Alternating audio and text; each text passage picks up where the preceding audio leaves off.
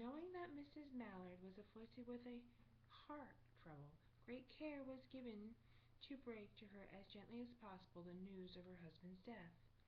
It was her sister Josephine who told her, in broken sentences, veiled hints that revealed in half concealing. Her husband's friend Richard was there too, near her. It was he who had been in the newspaper office when intelligence of the railroad disaster was received, with Brantley Mallard's name listed as killed.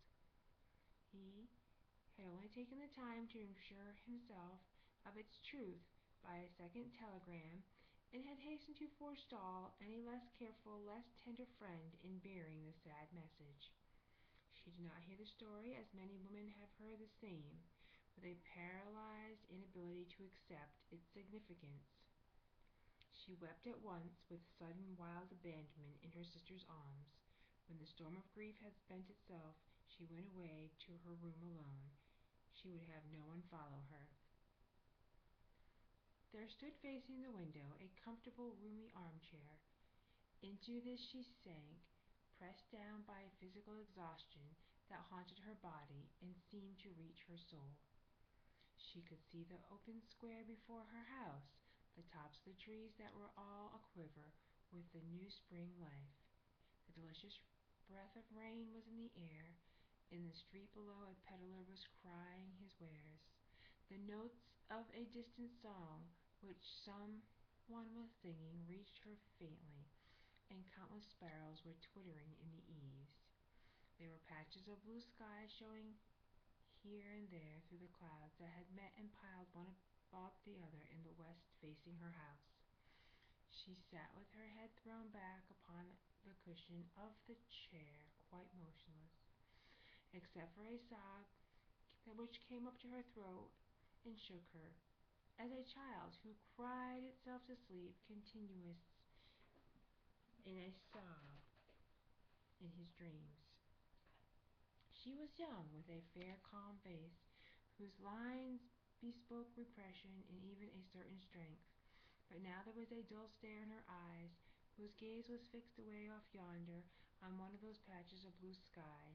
It was not a glance of reflection, but rather indicated a suspension of intelligent thought. There was something coming to her, and she was waiting for it fearfully.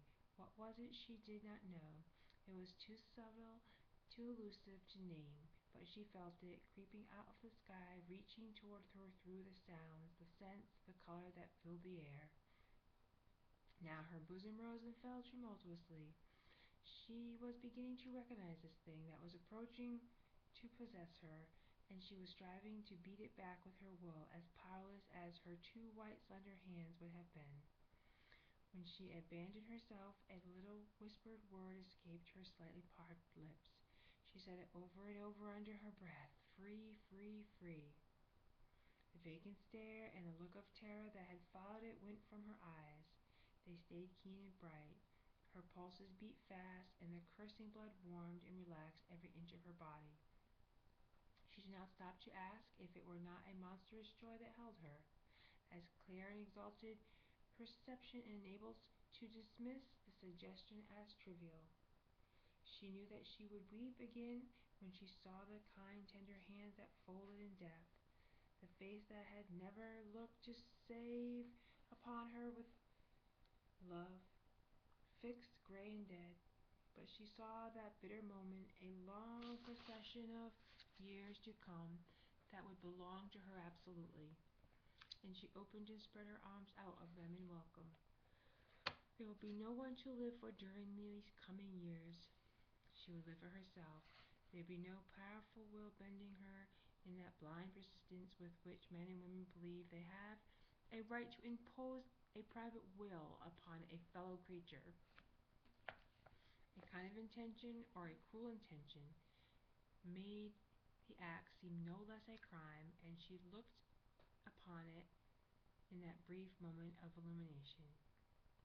And yet she had loved him sometimes. Often she had not, but what did it matter? What could love, the unsolved mystery, Count 4. In face of this possession of self-assertion, which she suddenly recognized as the strongest impulse of her being. Free. Body and soul free. She kept whispering. Josephine was kneeling before the closed door, with her lips to the keyhole, imploring for admission. Louise, open the door, I beg. You open the door. You will make yourself ill. What are you doing, Louise? For heaven's sake, open the door. Go away. I will not make myself ill. No. She was drinking in the elixir of life through that open window. Her fancy was running riot along those days ahead of her, spring days and summer days, all sorts of days that would be her own. She breathed a quick prayer that life might be long. It was only yesterday that she had thought with a shudder that life might be too long. She arose at length and opened the door to her sister's inopportunities. There was a feverish triumph in her eyes, and she carried herself unwittingly like a goddess of victory. She clasped her sister's wrist, and together they descended the stairs. Richard stood waiting for them at the bottom. Someone was opening the front door with a latchkey. It was Brently Mallard, who entered, a little travel-stained, composedly carrying his gripsack and umbrella. He had been far from the scene of an accident, and did not even know there had been one. He stood amazed at Josephine's piercing cry, at Richard's quick motion to screen him from the view of his wife. But Richard was too late. When the doctors came, they said she had died of heart disease, of joy that kills.